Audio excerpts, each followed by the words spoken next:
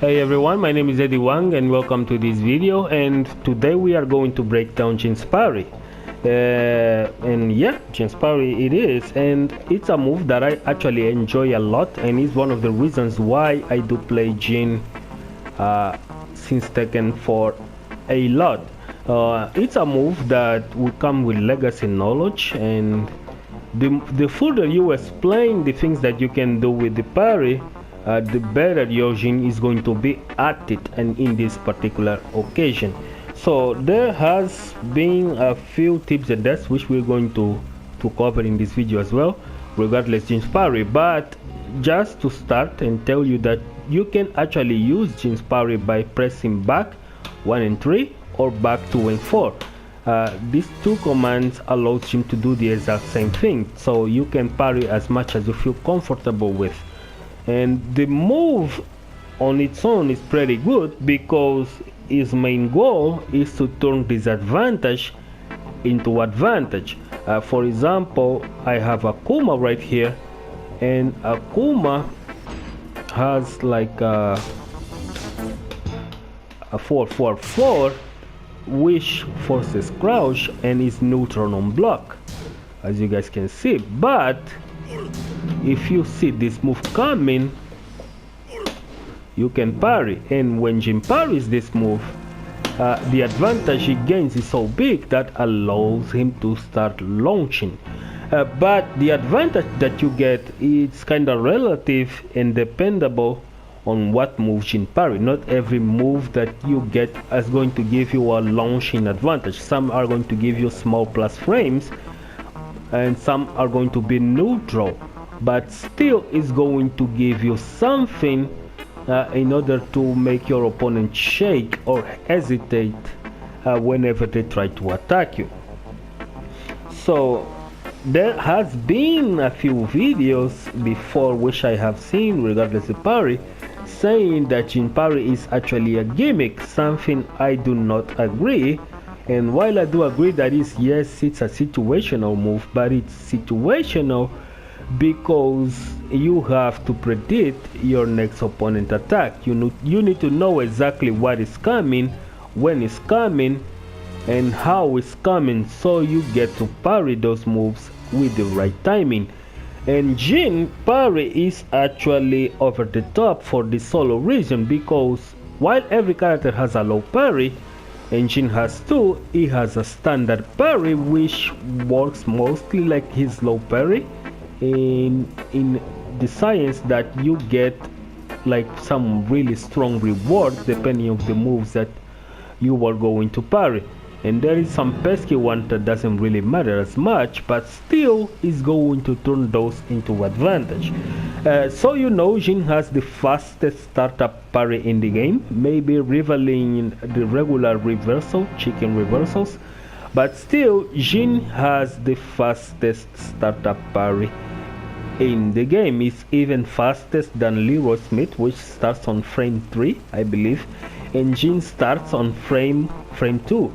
And his frame data is actually something that we will look out down in the future. But Jin Parry, just to tell you, it is not a gimmick, and it's a move that is actually pretty great. And there are a few people that use Jin Parry, and that's because it's situational. But if you start to understand when and how to use it, it's going to be like a really strong move. And we have seen this in Tekken World Tour on players like Book. Cherry Berry Mango also does this from time to time. And if you have checked Orange streams, he is also someone that parries a lot. How also parries a lot too. And these are players that use parry for that situation. So what is the anatomy of parry? As we say, Jin has the fastest parry in the game. It means that it starts on frame 2. So what it does on frame 1, when you press parry, on the only first frame of the move, Jin is able to guard whatever it is that comes in front of him.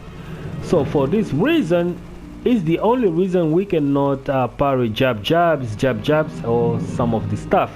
that come out real quick, like Akuma's double jab by pressing 1-1. Let's say Akuma does this. So Jin, while he can parry the first hit, he cannot parry the second even if he tries. That's because even if you input the command,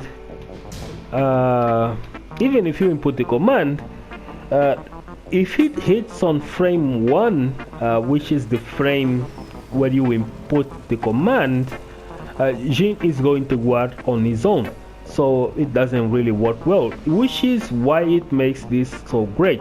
Like for example, if Akuma does a 4-3, this is a string that Leroy Smith cannot parry it.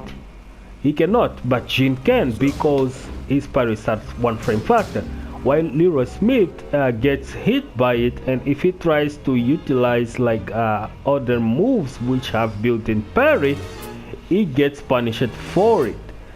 Gets launched actually in counter hit, but Jin can actually whiff punish those moves by forcing them into the parry state.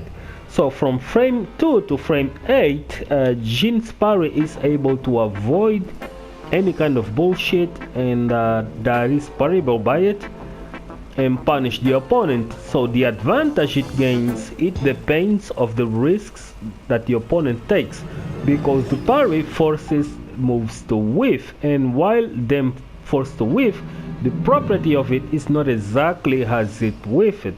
Every time Jin successfully parries a move, there are 14 frames where he has to recover, and after that window he is able to use whatever he wants.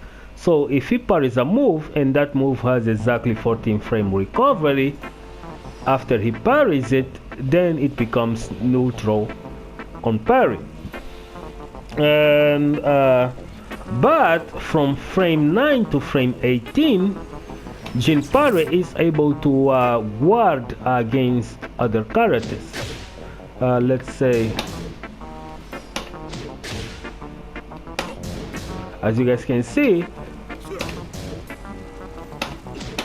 there is a window where Jin is able to guard after he parries it, but there is also a window which comes from frame 19 to frame 30 where he's no longer able to auto block whatever it is that he tried to parry and becomes vulnerable.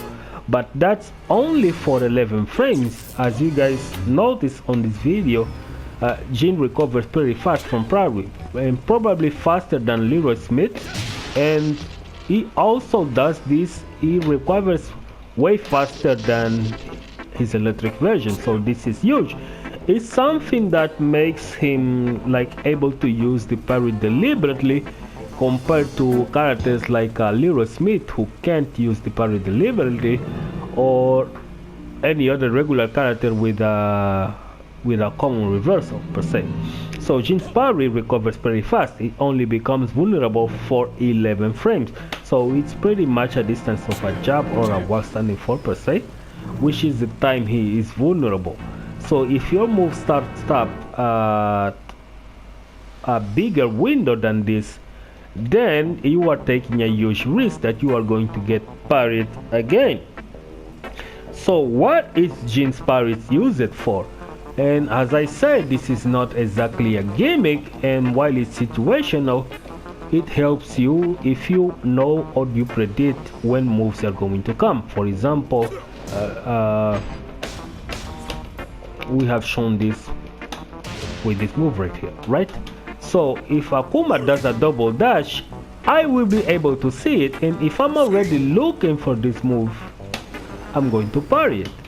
And this is what makes Jin so strong in this game, because if you know something is coming, you know when it's coming or how it's coming, you start to applying the rule of the opposite read. And some of you might ask yourself, what is that?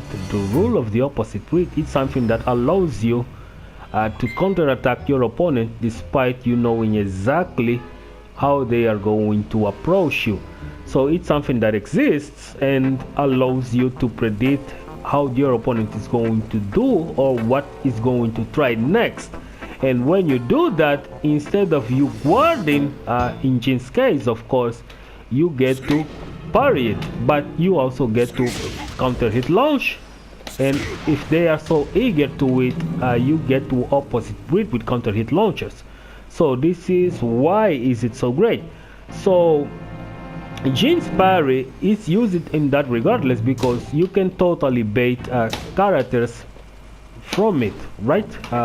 You fake like a crouch and they do a risky move and then you start launching it. You can also use it to punish wake up mid kicks, which are technically safe against Jin, unless of course he sidestep to the right or sidestep to the left and blocks a move. Then this move is no longer a threat. But since this is so hard to do in a match up close, this isn't something that Jin is able to deal with, because he doesn't have a move that reaches at this distance. But if you parry it, even if you do it earlier, you are still advantaged. But if you do this on the frame, you are going to get a 16 frames advantage, enough to actually start punishing your opponents for doing wake up mid kicks. And this will going to condition them in either should they do wake up mid kicks or wake up low kicks, and then you can start playing with the emotions. So these are one of the few examples that I wanted to show. And Akuma, because he has a string that is so tight that only Jin can punish it if he parries it, and that's pretty much it. So I'm not going to expand this further. I hope this video was a help to you, my followers, and I'm going to see you guys on the next video. Bye bye and peace out.